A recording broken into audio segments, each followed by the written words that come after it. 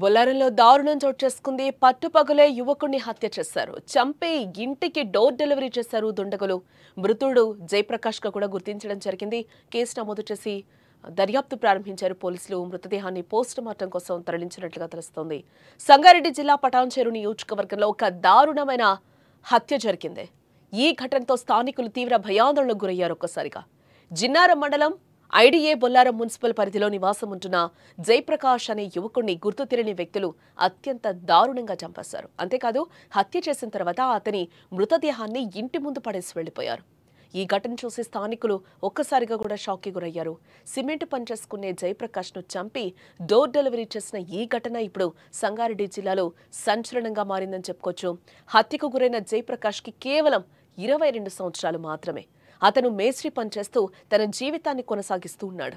స్వస్థలం ఒంగోలు అయినప్పటికీ చాలా కాలం నుండి బొల్లారం మున్సిపాలిటీలోని కేబీఆర్ కాలనీలో నివాసం ఉంటున్నాడు. రోజు మాదిరిగానే తన పనికి వెళ్లిన జయప్రకాష్ తిరిగి రాత్రి ఇంటికి చేరుకోలేదు. కానీ దుండగులు అతన్ని చంపి రాత్రికి రాత్రే అతని మృతదేహాన్ని ఇంటి ముందు పడేసి వెళ్లిపోయారు. ఉదయం నిద్రలేచి బయటకొచ్చిన స్థానికులు ఈ దృశ్యాన్ని చూసి ఒక్కసారిగా భయపడిపోయారు. వెంటనే పోలీసులకు సమాచారం అందించారు అక్కడ స్థానికులు. పోలీసులు వెంటనే ఘటనా స్థలానికి చేరుకుని కేసు నమోదు చేసి దర్యాప్తు ప్రారంభించారు. ఈ దారుణం వెనుక ఉన్న వ్యక్తులు ఎవరు, ఎందుకు ఈ హత్య చేశారనే విషయాలపై కూడా పోలీసులు ఆరా తీస్తున్నట్లుగా తెలుస్తోంది. జయప్రకాష్ స్నేహితులు, బంధువులు, అతను పనిచేసే చోట ఎవరితోనైనా గొడవలు ఉన్నాయా అనే కోణంలో కూడా పోలీసులు దర్యాప్తు కొనసాగిస్తున్నట్లుగా సమాచారం అయితే అందుతోంది. జయప్రకాష్ కి శత్రువులు ఎవరైనా ఉన్నారా అనే విషయాన్ని కూడా ఇప్పుడు పరిశీలిస్తున్నారు పోలీసులు.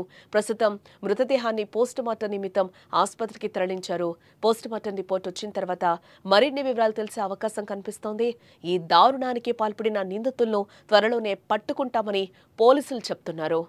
గతంలో కూడా ఇలాంటి దారుణమైన ఘటనలు చాలా జరిగాయి.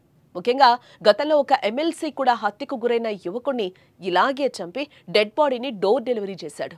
ఆ ఘటన కూడా అప్పట్లో ఒక తీవ్రమైన సంచలనమే సృష్టించింది.